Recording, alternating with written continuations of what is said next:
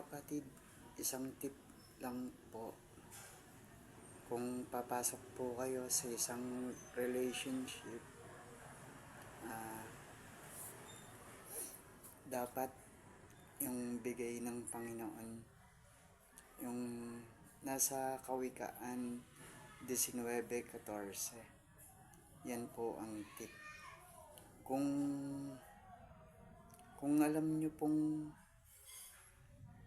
ang katipan nyo ay hindi bigay ng Panginoon, kung hindi pa naman po kayo kasal, pwede pa namang isoli sa nanay.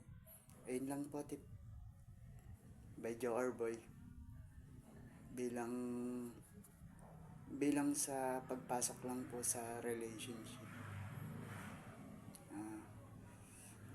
Lagi nyo pong tandaan yan.